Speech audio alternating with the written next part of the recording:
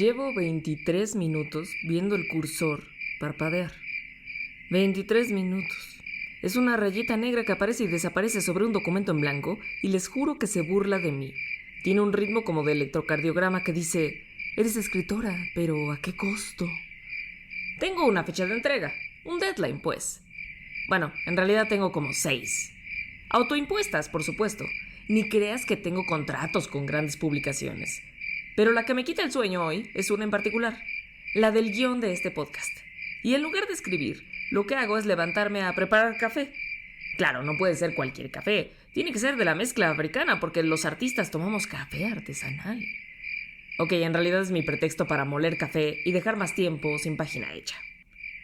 Regreso al escritorio con mi café de autor y abro Substack, donde publico mi newsletter. Esto es un error. Un error, porque es una red social. Y ahí aparece un conocido mío que acaba de publicar un libro. Le dieron un adelanto. ¡Un adelanto! Yo no recuerdo la última vez que me pagaron por escribir algo que no fuera un correo corporativo sobre segmentación de clientes. Luego, veo a una chica que tiene un newsletter con 80,000 suscriptores y ese Reels en Instagram donde te explica cómo monetizar tu voz creativa. ¿Monetizar mi voz creativa? La neta, yo estaría feliz con que mi voz creativa pagara la cuenta del gas. Cierro Instagram. Vuelvo al documento en blanco. Y me pregunto lo mismo que me pregunto cada 3 días desde que tengo uso de razón. ¿Por qué sigo eligiendo esto? ¿Por qué no simplemente me dedico a mi trabajo normal? A mi trabajo godín y tantán. Bueno, pues por todo esto y más, obviamente, no les recomiendo ser artista.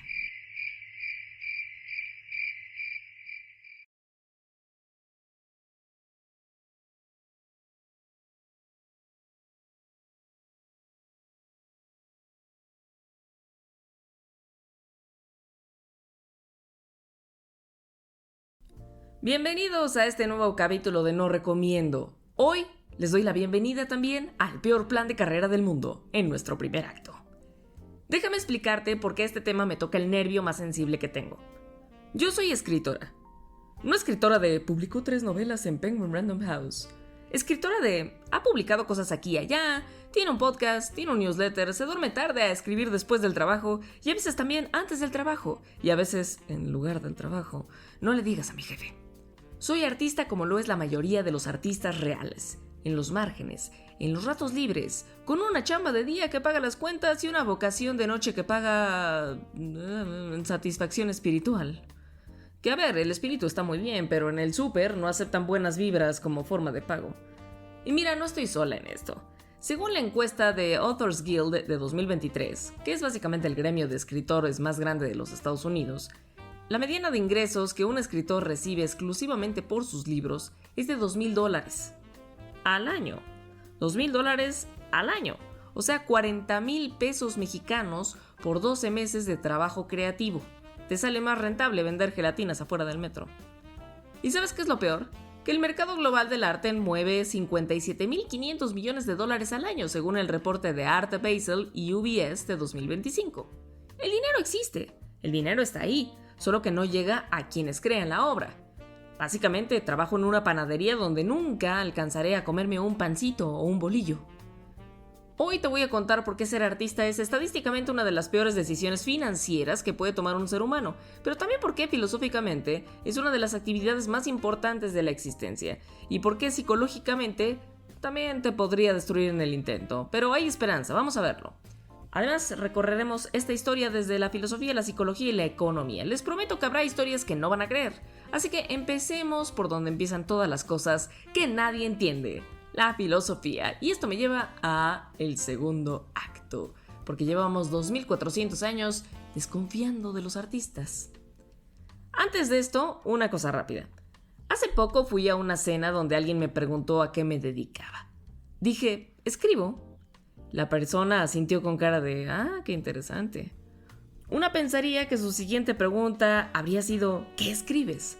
Pero no, esta persona me preguntó, bueno, ¿pero de qué vives? Eso, chiquilles, es básicamente la historia de la filosofía del arte condensada en una pregunta de sobremesa. ¿Pero de qué vives? Llevo 2,400 años de tradición filosófica occidental respaldándome y la respuesta sigue siendo, pues, de otra cosa. Y digo 2400 años porque la filosofía occidental nació desconfiando de nosotros. Los artistas siempre hemos sido los sospechosos del vecindario intelectual. Platón, sí, ese Platón, al que todo mundo cita, pero que nadie ha leído completo, yo incluida, en la República, allá por el 380 a.C., declaró que el artista es un imitador de imitaciones. Así de feo. Su argumento va así.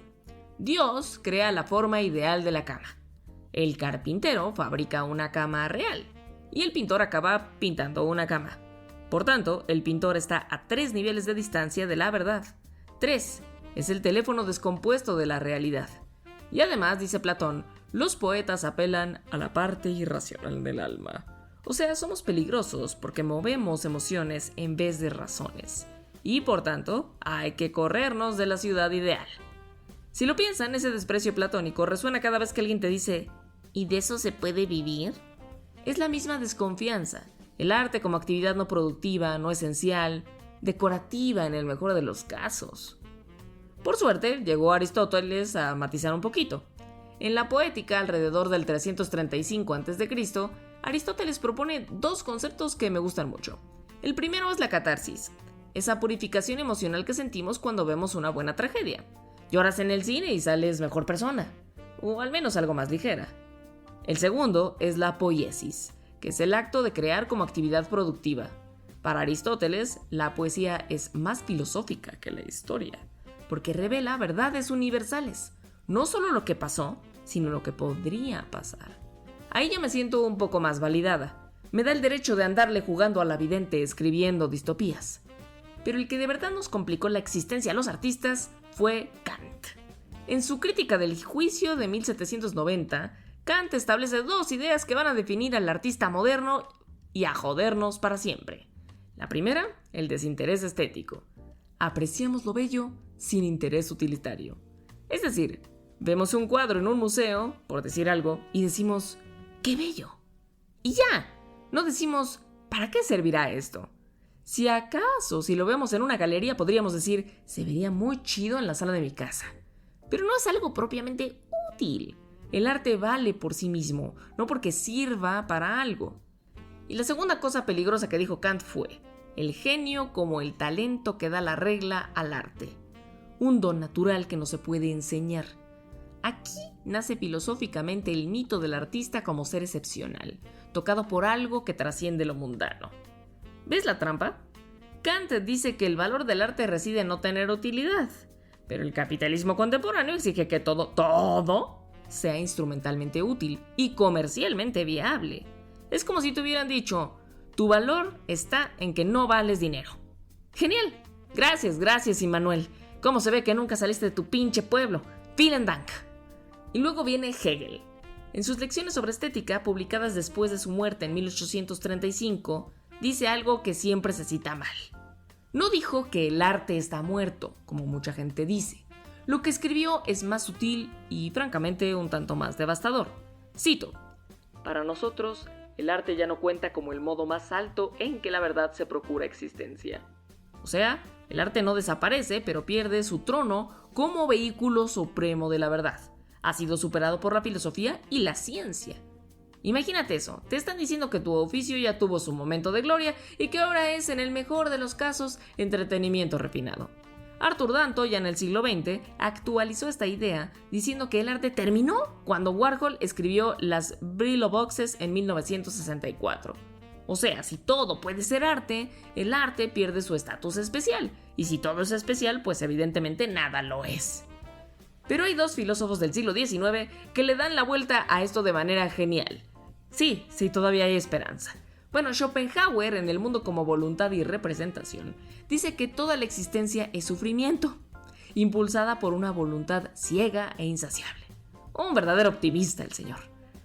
Pero ofrece un consuelo. La contemplación estética nos permite escapar temporalmente de esa tiranía. Cuando estás absorto en una obra de arte, por un momento dejas de desear, de sufrir y tal vez hasta de querer. No me digas que no te ha pasado en un concierto, por ejemplo. La música, dice, es el arte supremo, porque es copia directa de la voluntad misma. Aquí está la raíz filosófica del artista que crea como refugio ante la brutalidad de existir. Y Nietzsche, que aceptó el diagnóstico de Schopenhauer pero rechazó la resignación, lo lleva más lejos, en el nacimiento de la tragedia de 1872. Para Nietzsche, y cito, «Solo como fenómeno estético están la existencia y el mundo eternamente justificados». Es decir, el arte no escapa del sufrimiento, lo transfigura, le da forma y sentido. Él dice que una obra junta dos cosas, lo apolíneo, que es la forma o la belleza racional, y lo dionisíaco, el éxtasis, la disolución del yo, el desenfrene y el puto exceso. Perdón, bueno, Nietzsche remata con una frase que me tatuaría si no me diera pánico dejarme un dibujito toda la vida. Tenemos el arte para no perecer a causa de la verdad. Ya ven el arco narrativo, en 2400 años pasamos de el artista es un mentiroso peligroso a el artista es lo único que nos salva de la desesperación. El problema es que en ningún punto de esa trayectoria alguien mencionó un plan de pensiones. Y esto me lleva por supuesto al tercer acto, que tiene que ver con Benjamin y el burnout. Les cuento una rápida. El otro día estaba en el metro y vi a un chavo con una guitarra que cantaba bastante bien. Al final pasó su botecito y la gente le echó monedas. Hice la cuenta mental. Si canta 10 canciones por hora, viaja 6 horas diarias en el metro y cada persona le da 5 pesos, gana más que el escritor promedio en México. No es broma.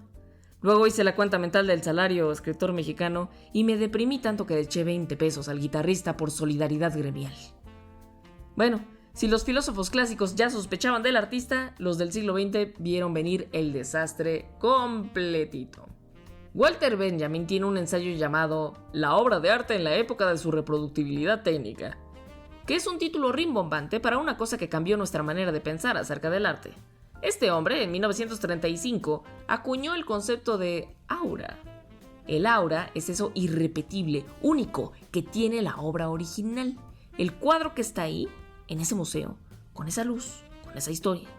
La reproducción mecánica, como la fotografía o el cine, destruye el aura, pero democratiza el acceso. Y hoy, en la era digital, la tesis de Benjamin se amplifica hasta el absurdo, como con los NFTs. Si no sabes lo que es un NFT, te medio explico. NFT quiere decir Non-Fungible Token. Y estas Non-Fungible Tokens son piezas de arte, pueden ser cualquier pieza, pero en realidad pues casi siempre es arte, que tiene una especie de código de barras digital que las hacen verdaderamente únicas en el espacio del Internet. Podríamos decir que los NFTs intentaron restaurar artificialmente el aura, vender unicidad fabricada. Mientras las redes sociales hacen que toda imagen sea infinitamente reproducible y descontextualizable. Tu poema termina como caption de un post motivacional de LinkedIn sin crédito. No es que ya me haya pasado. Bueno, luego está Theodor Adorno, que junto con Horkheimer acuñó deliberadamente el término industria cultural en Dialéctica de la Ilustración en 1944. Aquí ya estamos hablando del siglo XX. La cultura no emerge orgánicamente de las masas, sino que se produce desde arriba por intereses corporativos. Y eso es un problema. Cito, el entretenimiento se ha convertido en una extensión del trabajo bajo el capitalismo tardío. Básicamente, Netflix no te entretiene, te hace un mantenimiento emocional para que regreses productivo al trabajo el lunes. Y el algoritmo de Spotify no descubre música, la manufactura según datos de engagement. Adorno, no sé, se habría infartado con TikTok. Mientras tanto, Hannah Arendt, en La condición humana de 1958, unos años después, hace una distinción que a mí me vuela la cabeza cada vez que la pienso. Dice que hay 3 modos de actividad humana. Labor, que es la producción perecedera que se consume y desaparece, como limpiar ad infinitum los trastes sucios. Trabajo, que es la fabricación de objetos duraderos que construyen un mundo común, como construir un coche. Y acción, que es el discurso y la política entre personas. El arte en este sentido pertenece nada más y nada menos que al trabajo.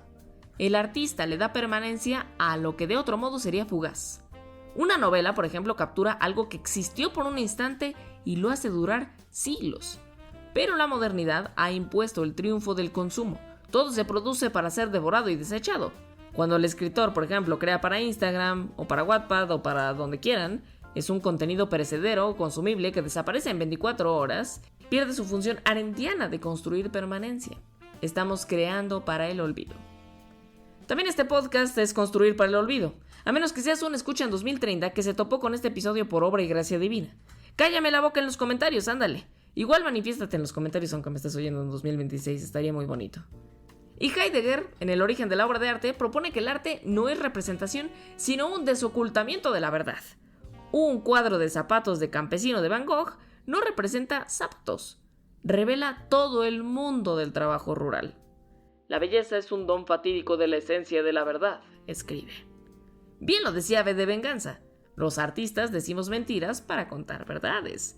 No como los políticos que nada más dicen mentiras para hacerse de más mentiras. Y bueno, cuando reducimos el arte a mercancía o a contenido para el feed o el muro, destruimos su capacidad de revelar algo sobre quiénes somos. Y ahora podemos saltar al siglo XXI. Y sí voy a mencionar a Don Byung-Chul Han, porque obviamente en La Sociedad del Cansancio ofrece el diagnóstico más preciso del artista contemporáneo que yo he leído. Ya sé que meto a este hombre hasta en la sopa, pero es que este libro de eso se trata. Su argumento es demoledor. Hemos pasado de la sociedad disciplinaria, donde alguien externo te controla, a una sociedad de rendimiento, donde tú te controlas a ti mismo. Ya no eres un sujeto de obediencia, sino un emprendedor de sí mismo. Y aquí viene la clave. La autoexplotación es más eficiente que la explotación ajena porque va acompañada de un sentimiento engañoso de libertad. O sea, te explotas a ti mismo y sientes que es libertad. ¡A toda madre! El artista que se levanta a las 5 de la mañana a escribir antes de ir a su chamba de oficina, que luego graba reels en la noche y contesta comentarios del fin de semana y además se siente culpable de no producir más, ese artista es simultáneamente la fábrica, el obrero, el producto y hasta su capataz. O el escritor que escribe, se edita, consigue a gente, se publica y se marketeriza. Misma cosa. El burnout, dice Han, no es un fracaso individual, es la consecuencia patológica de la autoexplotación voluntaria. No estás quemado porque seas débil, ¿eh? Estás quemado porque el sistema te convenció de que trabajar hasta destruirte es tu elección. Remedios Zafra, de la que hablé en el último episodio, también habla del sujeto entusiasta, una generación entera que creció con expectativas solo para encontrar precariedad estructural. Y tu entusiasmo y tu vocación son instrumentalizados por el sistema. El entusiasmo que sientes por tu arte es exactamente el arma que se está usando contra ti. Prepárate si eres artista para oír cosas como: pues si tanto te gusta escribir, hazlo gratis. La exposición te paga. Piensa en lo que vas a aprender. El músico al que le ofrecen tocar por la experiencia y el ilustrador al que le piden trabajar sin cobrar son víctimas de esta maquinaria que convierte la pasión en justificación de la explotación. Y Mark Fisher, que me duele cada vez que lo cito, en Realismo Capitalista de 2009, describe la sensación generalizada de que no solo es el capitalismo el único sistema viable, sino que ahora es imposible incluso imaginar una alternativa. Su frase más famosa es más fácil imaginar el fin del mundo que el fin del capitalismo. Lo más perturbador es su concepto de precorporación. El sistema anticipa e incorpora la rebeldía cultural antes de que incluso ocurra. O sea, tu canción protesta va a terminar en un comercial de Coca-Cola. Tu novela anticapitalista va a ser publicada por una transnacional editorial. La carita del Che ahora aparece en calzones del tianguis. Como dijo Fisher, nada funciona mejor en MTV que una protesta contra MTV. Fisher, por cierto, se desvivió en 2017 a los 48 años, así que pues esta obra acerca de la depresión llega a niveles muy peligrosos. ¿Ves la trampa perfecta? Kant dijo que el arte debe ser desinteresado, pero ahora todo arte debe generar ingresos. Nietzsche dijo que el arte justifica la existencia, pero ahora la existencia debe justificar el arte mediante métricas. Benjamin advirtió sobre la pérdida del aura y ahora el aura se fabrica artificialmente. Adorno criticó la industria cultural y hoy los artistas participamos voluntariamente en nuestra propia mercantilización. Han describe la autoexplotación y nosotros la experimentamos como libertad creativa. O sea, estamos haciendo todo mal. Y esto me lleva al cuarto acto en el que pues tu cerebro está en guerra contigo mismo. El otro día, un amigo escritor me mandó un mensaje que decía: ¿tú crees que soy buen escritor? Nada más me dices eso porque somos amigos. Le contesté muy honestamente, las dos. Se tardó 3 horas en responder y al final me puso: honestamente no sé si eso me tranquiliza o me angustia más. Le dije: bienvenido al arte, querido. Esa sensación no se va nunca. Ahora vámonos a la psicología, porque si la filosofía les deprime, espérense a que les cuente lo que dice la ciencia sobre nuestros cerebros creativos. Empecemos con el síndrome del impostor, que es básicamente el himno nacional de todo artista. La revisión sistemática más grande que existe, publicada por Bravata y colegas en el Journal of General Internal Medicine en 2020, analizó 62 estudios y encontró que la prevalencia del síndrome del impostor oscila entre el 9 y el 82% dependiendo de la población. Se correlaciona fuertemente con ansiedad, depresión y burnout. Y aquí está lo alarmante, los investigadores señalan que los sectores creativos están prácticamente sin estudiar. Nadie ha hecho un estudio a gran escala del síndrome del impostor específicamente en artistas. Lo cual, si lo piensan, tiene sentido. ¿Quién va a financiar ese estudio? ¿Los artistas? Con su sueldo no les alcanza ni para el internet que llene el formulario de la beca. Pero bueno, les cuento la lógica de por qué probablemente sea peor en los artistas. El síndrome del impostor prospera donde la evaluación es subjetiva y constante. Y piensen en lo que hace un artista hoy. Publica algo, recibe retroalimentación inmediata medida en números, likes, shares, reproducciones, a veces hasta dinero, no vende nada, que no tienen absolutamente nada que ver con la calidad de lo que creó. Sophie Bishop publicó en 2025 en New Media and Society un estudio fascinante sobre lo que llama influencer creep, cómo los artistas son presionados a adoptar prácticas de automarca tipo influencer. Lenguaje visual consistente, autoinclusión en contenido promocional, y esta parte me dolió, una actuación emocional constantemente optimista. O sea, firmé el fracaso al hacer un podcast de anti-recomendaciones, porque no solo tienes que crear, tienes que parecer feliz de estar creando, porque si te ven agotado o frustrado, tu marca personal pues se daña. Gran dato al siguiente. Hay un estudio de Nancy Andreessen publicado en 1987 en el que se siguió durante 15 años a 30 escritores del Iowa Writers Workshop, que es básicamente la meca de los talleres de escritura en Estados Unidos, y los comparó con 30 personas de control. El resultado es que el 80% de los escritores tenían alguna forma de trastorno del ánimo contra el 30% en el grupo de control. El 30% de los escritores tenía, por cierto, trastorno bipolar. 30%. Un estudio sueco aún más grande, en 2013, rastreó a casi 1.2 millones de pacientes y encontró que los autores estaban sobrerepresentados en prácticamente todas las enfermedades psiquiátricas. Hay esquizofrenia, depresión, ansiedad, abuso de sustancias, y eran casi 50% más probables de morir por desvivimiento que la población general. Estaba a punto de decir la palabra con S y yo me sigo preguntando si me van a tirar el podcast y digo esa palabra con S que en realidad es la que debería de utilizar en vez de desvivirse. Pero bueno, padrísimo, la verdad, tanto los datos como mi braille este. James Kaufman, psicólogo, acuñó en 2001 el efecto Sylvia Plath. En un estudio de 1629 escritores, las poetisas eran significativamente más propensas a experimentar enfermedad mental que escritoras de ficción o escritores varones. Yo por eso no escribo versos. Ahora, ojo, esto no quiere decir que escribir te enferme ni que la enfermedad te haga mejor artista. Esa romantización del sufrimiento es peligrosa y además falsa. Como dije en un episodio anterior, de usar la melancolía como gasolina a estar deprimido hay un abismo de diferencia. Lo que sí sugieren los datos es que las personas con ciertas configuraciones neurológicas, mayor sensibilidad emocional, pensamiento divergente, tendencia a la rumiación, pueden verse atraídas hacia la escritura y ser más vulnerables a trastornos del ánimo. No es que el arte te rompa, es que las mismas cosas que te hacen artista pueden romperte si no las cuidas. Y encima de todo esto, el artista contemporáneo tiene que ser todólogo. No basta con escribir, tienes que ser tu propio community manager, editor de video, diseñador gráfico, estratega de marketing, administrador financiero y asesor de imagen y marca personal. Una encuesta citada en el sector encontró que el 77% de los creadores de contenido experimenta burnout. Eso no es una estadística, es una epidemia. Algo de contraste histórico, por favor, porque no siempre fue así. Hubo un tiempo donde los artistas tenían mecenas. Cosimo de Medici apoyó a Donatello, a Brunelleschi, a Masaccio. Su nieto Lorenzo sostuvo a Leonardo da Vinci durante 7 años. Harriet Shaw Weaver, una editora feminista inglesa, serializó el retrato del artista adolescente de James Joyce y le transfirió secretamente 5,000 libras en bonos de guerra para que pudiera dedicarse a escribir Ulises. Lo subvencionó hasta que él murió.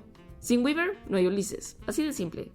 Y Virginia Woolf lo articuló definitivamente en un ensayo llamado Una habitación propia, que, pues en 1929 decía: una mujer debe tener dinero y una habitación propia para poder escribir ficción. Woolf hace un experimento mental demoledor. Imagina a Judith Shakespeare, la hermana igualmente talentosa de William, y concluye que habría terminado en la locura o el o el desvivimiento porque las condiciones materiales simplemente no existían para ella. El argumento trasciende el género. La precariedad económica es antitética a la libertad creativa. Punto. Y el artista contemporáneo, que debe ser simultáneamente creador y marketer y contador, enfrenta exactamente las condiciones que Woolf denunció hace casi 100 años. Miya Tokumitsu en 2015 lo pone en palabras que arden. El mantra "haz lo que amas" es la ideología antitrabajador más elegante del capitalismo. Cuando la pasión se acepta como motivación, hablar de salarios o de horarios razonables se vuelve vulgar. O sea, si lo haces por amor, ¿para qué quieres que te paguen? Y la verdad, no recomiendo esa lógica. Vamos a los números. Hace poco hice el ejercicio masoquista de calcular cuánto gano por hora de escritura creativa. Dividí todos mis ingresos por escritura del año pasado entre todas las horas que le dediqué. El resultado fue un número tan bajo que mi calculadora pensó que era un error y me sugirió verificar los datos ingresados. Sí, evidentemente mi calculadora era una inteligencia artificial. Ahora, la calculadora me estaba diciendo: oye, ¿estás segura de que esto es un trabajo y no un hobby muy caro? Y bueno, pues eso me lleva a la economía porque los datos son brutales y merecen que los escuchen. Ya les dije que la Authors Guild reportó una mediana de $2,000 al año por libros. Pero vamos al desglose, que es donde se pone realmente oscuro. Si solo cuentas a los autores de tiempo completo, los que se dedican exclusivamente a escribir, la mediana sube a $10,000 anuales por libros. 10,000 en Estados Unidos, donde la renta promedio de un departamento de un cuarto en una ciudad mediana ronda los $1,500 al mes. O sea, un escritor de tiempo completo que no puede ni pagar la renta con lo que gana escribiendo.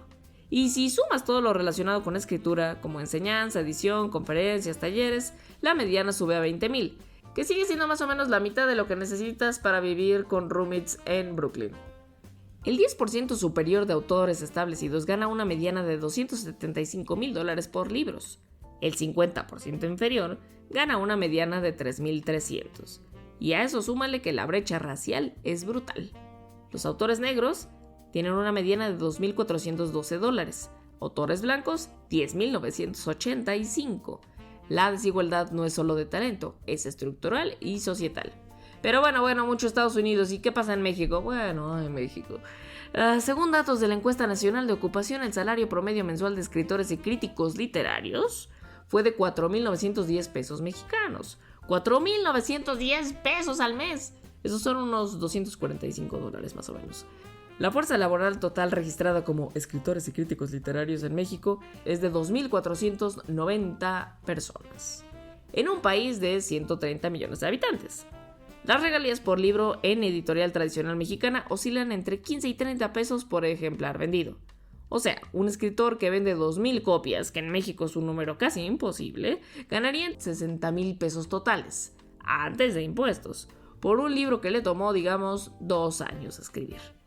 Y las plataformas digitales que supuestamente iban a democratizar todo no han mejorado tampoco las cosas para los músicos, por ejemplo. En Spotify, el pago promedio por stream es de $0.003 a $0.005. Para ganar un salario mínimo mensual en Estados Unidos, un músico necesita aproximadamente 1 millón de stream al mes. 1 millón. No les platico cuántas reproducciones tiene este podcast. Definitivamente nunca me voy a hacer millonaria.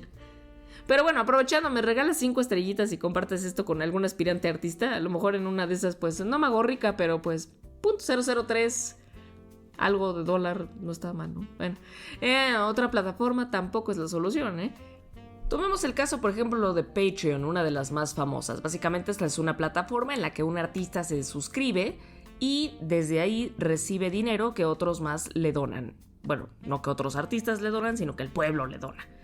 Patreon tiene 286,000 creadores con al menos un miembro pagante. Los ingresos típicos son de $315 a $1,575 al mes, pero solo el 0.4% tiene más de 2,000 patrocinadores. Eso significa muy poco dinero. En Substack también, en la versión en inglés, los 10 autores principales ganan colectivamente 40 millones al año, mientras que el grueso de los creadores que monetizan pueden ganar unos $16,000 anuales si publicaran diario con una base de 40,000 suscriptores, que son como unos 26,000 pesos al mes. Ahora, eso sí gana suficientes suscriptores, como ya dije, y la verdad es que muchos simplemente no tienen el tiempo, punto. Y bueno, en cuanto a escritores, pues los anticipos editoriales también se han derrumbado, déjame te digo. Un debut literario típico recibe entre 5 y 15 mil dólares de adelanto en editoriales grandes. Históricamente se pagaban en mitades, ahora se dividen en tercios, cuartos o quintos. Después de la comisión de la gente, que es de 15% e impuestos, un adelanto de 100 mil dólares puede significar 25 mil disponibles al inicio, y solo alrededor del 25% de los libros recuperan su adelanto. El 5% de los autores debutantes llegan a ganar regalías más allá de ese anticipo. Muchas editoriales incluso se reservan el dar anticipo y en algunos casos pues no hay manera de que te publiquen a menos de que tengas una base importante de suscriptores en redes sociales. Y bueno, recuerden que estamos hablando de países anglosajones, que si hablamos del mercado editorial hispano pues está todo súper mal. El FONCA, por ejemplo, que era el Fondo Nacional para la Cultura y las Artes en México, fue eliminado en 2020 como parte de la extinción de fideicomisos. Se reemplazó por un programa gubernamental sin la misma autonomía. El Sistema Nacional de Creadores de Arte ofrece actualmente 32,173 pesos mensuales por hasta 3 años para un máximo de 200 proyectos en todo el país. 200 en todo México, tanto para gente que tiene experiencia como para autores y artistas debutantes. Si la filosofía nos dice que el arte es esencial para la existencia, la economía nos dice que a nadie le importa. Esto me lleva a algunas anécdotas que nadie me pidió para entrar a nuestro sexto acto. Porque la historia del arte está llena de tragedias, absurdos y situaciones tan inverosímiles que si las pusieras en una novela te dirían que exageras. ¿Por qué? Porque la realidad siempre supera la ficción. Por ejemplo, empecemos con John Kennedy Toole. Este hombre escribió La Conjura de los Necios durante los años 60, mientras hacía su servicio militar en Puerto Rico. El editor Robert Gottlieb de Simon & Schuster lo consideró talentoso, pero esencialmente sin sentido. Tras múltiples rechazos, Toole cayó en una depresión severa. El 26 de marzo de 1969, a los 31 años, se desvivió con una manguera conectada al escape de su auto en Biloxi, Mississippi. A su funeral asistieron 3 personas, sus padres y su niñera de infancia.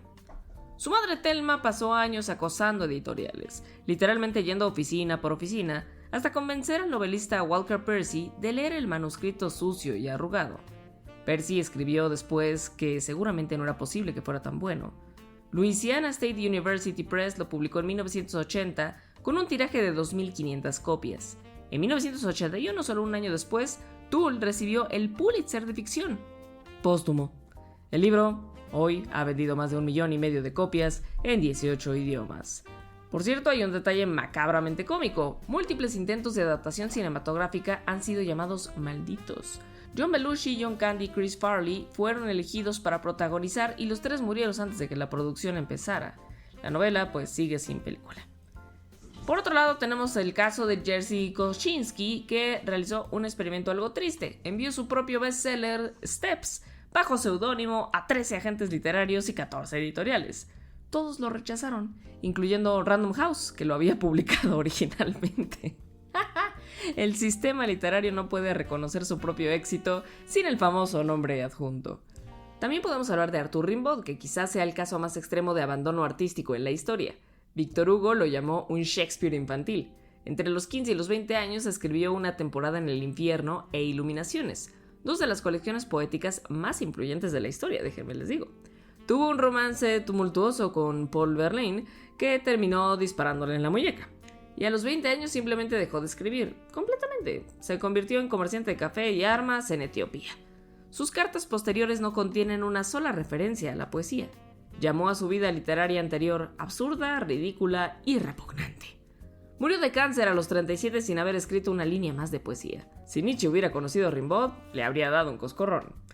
Y ya que nos ponemos oscuros, la vida de Horacio Quiroga parece una maldición salida de sus propios cuentos de horror.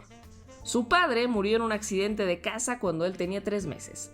Su padrastro se desvivió con una escopeta. Quiroga fue el primero en encontrar el cuerpo. A los 22, mientras le mostraba a su mejor amigo cómo funcionaba un arma, lo mató accidentalmente. 2 hermanos murieron de tifoidea. Su primera esposa se envenenó con cianuro. Y en 1937, diagnosticado con cáncer de próstata, Quiroga bebió un vaso de cianuro en un hospital de Buenos Aires. Ese mismo año, su hija mayor se suicidó. El mejor amigo, Leopoldo Lugones, también se envenenó con cianuro. Su hijo Darío también se desvivió en 1951. Pese a todo eso, escribió más de 200 cuentos y es considerado el padre de la tradición cuentística latinoamericana.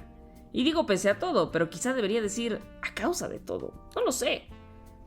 Lo que sé es que dedicarle tu vida al arte definitivamente no te protege de nada. Pero pasemos a algo que me da esperanza y dolor a partes iguales. Roberto Bolaño, que aunque no soy fan, le reconozco su trabajo.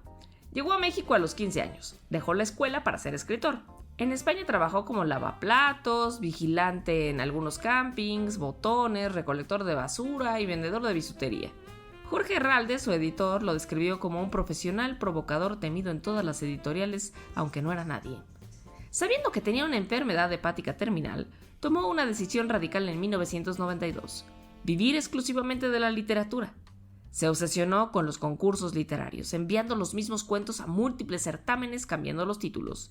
Escribió Los Detectives Salvajes y La Inconclusa 2666 en una carrera contra la muerte. Murió a los 50 años esperando un trasplante de hígado. Su fama explotó, para variar, póstumamente. Y Juan Rulfo.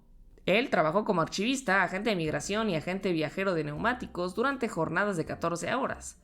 Sobre la escritura de Pedro Páramo dijo: cuando escribí Pedro Páramo atravesaba un estado de ánimo verdaderamente triste.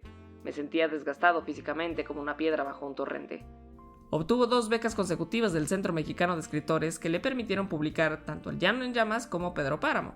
Unas 300 páginas en total, 300 páginas que cambiaron toda la literatura latinoamericana. García Márquez lo descubrió en 1961, lo leyó 2 veces en una noche, lo memorizó entero y lo acredita como la llave que desbloqueó 100 años de soledad. Rulfo trabajó en el Instituto Nacional Indigenista las últimas 2 décadas de su vida, sin publicar otra novela. Con 300 páginas, tuvo suficiente. Bueno, ¿y saben cuánto ganan los genios comprobados? Bueno, William Faulkner, futuro Nobel de Literatura, fue cartero en la Universidad de Mississippi. Legendariamente terrible. Tiraba correo que consideraba irrelevante, leía las revistas de los clientes, jugaba cartas en horario laboral y fue encontrado jugando golf cuando debería estar entregando correspondencia. Cuando un inspector postal llegó con una lista de quejas, Faulkner renunció con esta carta: mientras viva bajo el sistema capitalista, espero que mi vida sea influenciada por las demandas de gente adinerada, pero me niego rotundamente a estar a las órdenes de cada sinvergüenza ambulante que tiene 2 centavos para invertir en una estampilla. En 1987, el servicio postal le puso una estampilla con su cara. Muchas felicidades. Y para cerrar las anécdotas con algo completamente absurdo, en diciembre de 2019, Mauricio Catalán pegó un plátano con cinta adhesiva en una pared del Art Basel Miami y lo vendió en 3 ediciones, por entre $120 y $150,000 cada una. Pero como probablemente sabes y has visto, la obra trascendió, porque en noviembre de 2024, esa misma obra, un plátano en una pared, se vendió en Sotheby's por $6.24 millones a un empresario de criptomonedas que procedió a comerse el plátano en conferencia de prensa. El plátano original le fue comprado a un vendedor ambulante Bangladesí llamado Shah Alam por 35 centavos de dólar. Alam declaró más tarde: soy un hombre pobre, nunca he tenido ese tipo de dinero.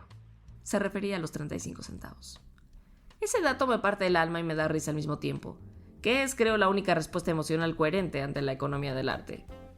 Bueno, entonces, para cerrar este fabuloso podcast que ya se hizo más largo de lo que debería haber sido, ¿por qué diablos seguimos haciendo arte? Después de todo lo que les acabo de contar, la filosofía que nos advierte, la psicología que nos diagnostica, la economía que nos empobrece, las historias que nos asustan, la pregunta obvia es: ¿por qué diablos alguien elegiría ser artista? ¿Por qué sigues escribiendo guiones a las 2 de la mañana, Jennifer? ¿Por qué sigues grabando antes del trabajo? Y la respuesta honesta es que no sé si se elige. Creo que se padece, como una enfermedad benigna que no te mata pero nunca se cura del todo. Bolaño corrió contra la muerte para terminar 2666. Rulfo cambió la literatura con 300 páginas mientras vendía llantas. Quiroga escribió 200 cuentos mientras la tragedia devoraba a todos los que amaba. Octavia Butler, antes de ganar la beca MacArthur de genio, trabajó como lavaplatos, telemarketer e inspectora de papas fritas y se levantaba a las 2 o 3 de la mañana para escribir antes de ir al trabajo. Ninguno de ellos tenía garantía de nada y lo hicieron de todos modos, incluso los que fueron famosos hasta que murieron. La mejor defensa del arte, la verdad, es que no es filosófica, no es económica ni psicológica. Es el hecho terco, irracional e inexplicable de que los artistas siguen creando, pese a todo, pese a la inteligencia artificial. Porque como dijo Nietzsche, tenemos el arte para no perecer a causa de la verdad. El problema es que el arte por sí solo no alcanza para comer. Pero comer por sí solo, la verdad es que no me alcanza para vivir. Así que no recomiendo ser artista. Pero si ya lo eres, si ya tienes ese bicho adentro que te despierta a las 3 de la mañana con una idea que tienes que escribir o pintar antes de que se evapore, pues te doy la bienvenida al club. Pobres pero interesantes. Y si en algún punto de este episodio te identificaste, o si estás atravesando un momento difícil con tu vocación creativa, recuerda que estás en compañía, que ser artista siempre ha sido difícil, que los números son terribles, pero los seres humanos somos más tercos que cualquier estadística. Porque en un mundo de tecnología, déjenme les digo, también hacer las cosas a mano cuenta mucho.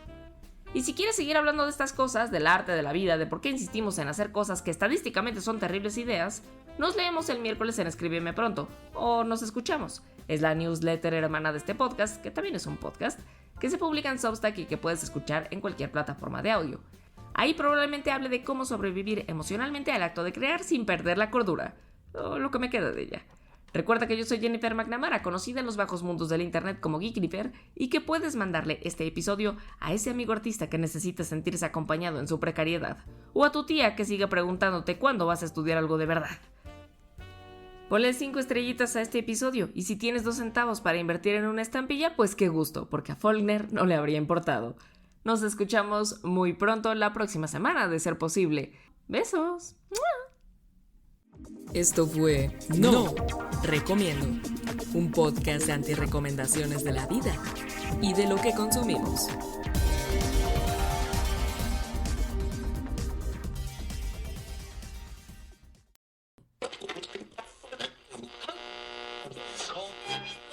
No me digas que no te ha pasado en un concierto, por ejemplo. Ay, Dios mío. Tengo un gato rascando la puerta. Permítame un segundo. Señoritingo, cállate.